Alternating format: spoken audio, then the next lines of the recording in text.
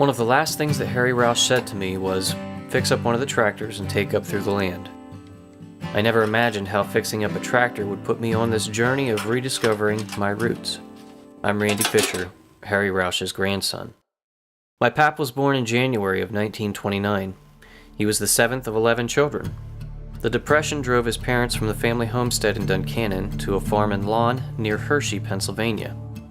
At the age of 14, he drove the family tractor from the farm and lawn up to the family homestead outside of Duncannon, a distance of about 40 miles.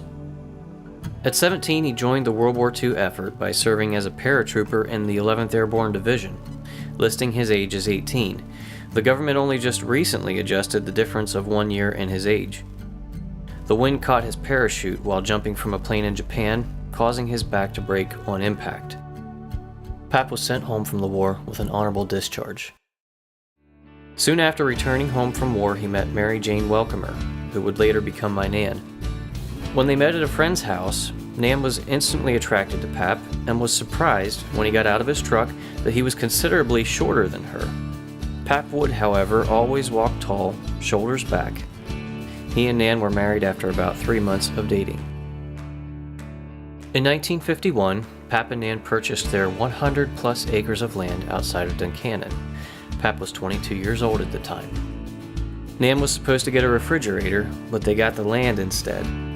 There was another buyer who had the $1,000 cash, but the seller wanted to help someone acquire the land who would not otherwise be able to, and so it was sold to my grandparents for $1,000. Pap and Nan had 2 young children at the time of the land purchase, Mary and Harvey. They built the original 14 by 28 section of the house on Rose Glen Road, utilizing the resources of their new land, cutting down their own trees with a 2-man saw.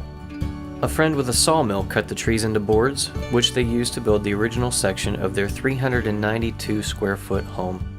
Additions were added years later. Harry II, Butch, and Lucina came in 1952 and 53. McClellan came in 56, and April, my mom, in 1964. Pap would do a variety of jobs to support his family, from cutting and delivering pulpwood, to excavating and installing septic systems throughout the county, to driving truck, to fixing small engines, chainsaws, and such. If someone was interested in a chainsaw, he would throw a few in the back of the car and take them to that person's house for a demonstration. He never charged enough for his services. His heart was to help people. Pap would always do the crazy jobs that no one else would do, and with good reason. Uncle Butch recently recalled the time when Pap called him over for help. His dozer was stuck. When Uncle Butch arrived, he saw that the dozer was dangerously teetering on the edge of a bank, about to go over. To get it out, Pap had chained his truck to a tree, the backhoe to the truck, and the dozer to the backhoe, and they got the dozer out. Pap was the only person at Meyer's salvage yard while picking up a load of junk cars one day.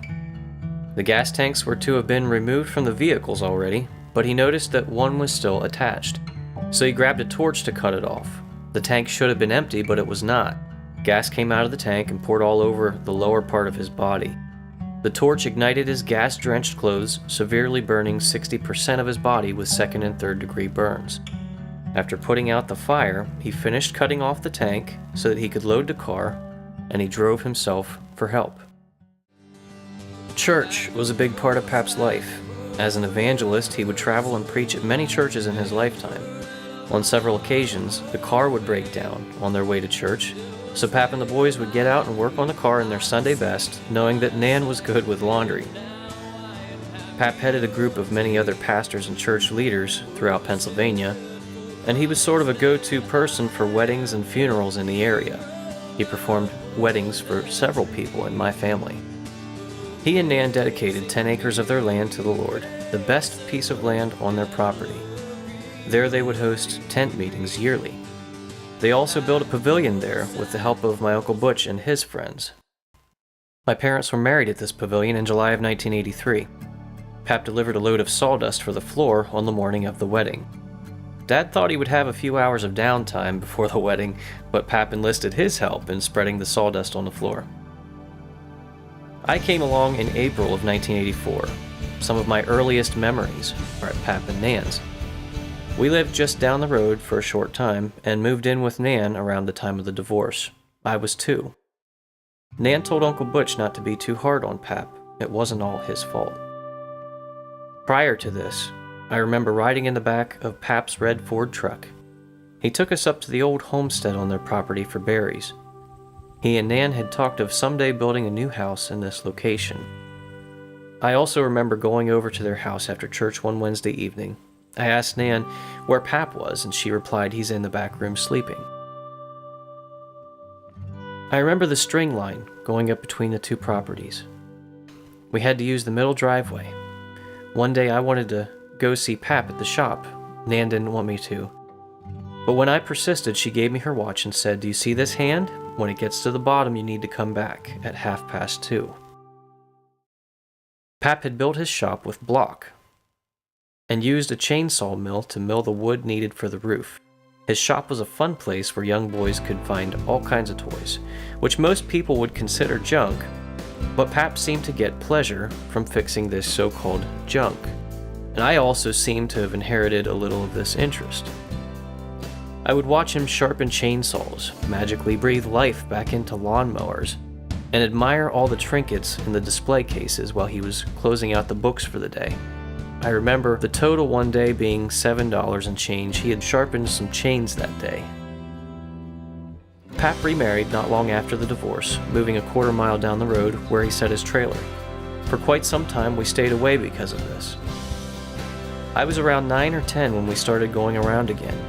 Mom and Dad went on a missions trip to Haiti in '95, living out one of Pap's dreams. And for much of the time that they were gone, us kids stayed with Pap and Grace. Me and Pap brought the red tractor from the field down through the land and to the house that week. He showed me how to start it with a dead battery, parking it on a hill so that we could pop the clutch. We also got the white riding mower running. Pap showed me how to use it so that I could cut the grass. That week, we took the motorhome to the camp meeting in Union Deposit. Pap was preaching opening night, and that was always my favorite night. He had me play that old guitar that sat behind the couch in the living room at his place for the meeting that night. I recently learned that he got that guitar Christmas of '78. He enjoyed it, but had no one to teach him and was working hard making a living. He would clean up after work, give it a strum, and laugh. I suppose that week at Pap's hugely affected who I would become as a traveling singer. We went to many camp meetings in different churches with Pap over the years. He'd always have us sing and play some songs for the meeting. He'd always say to me and my sisters, "Hey, play 1, 2, 3 for me." It was a song that we had learned in Good News Bible Club. There were several Thanksgiving meals spent at Pap's.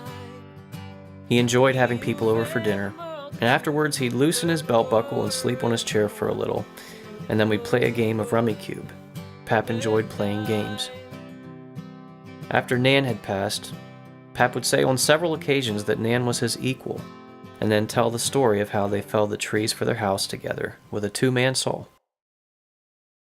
While putting this video together, I have come across a lot of information, evidence of the life of my grandfather, so much that it's hard to mention the half of it. The thing that has impacted me the most, however, are the boxes of pictures.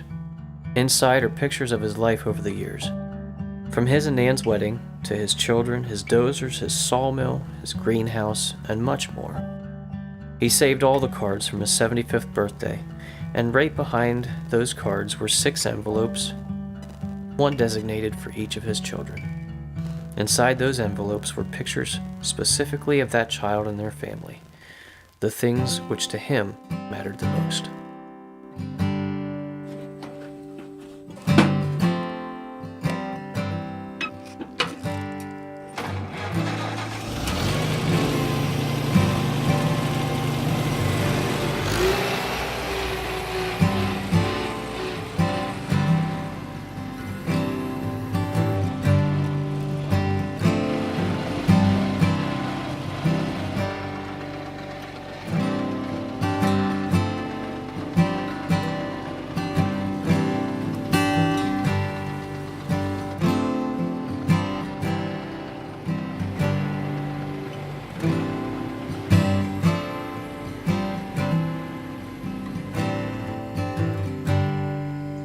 I'm just a traveling guy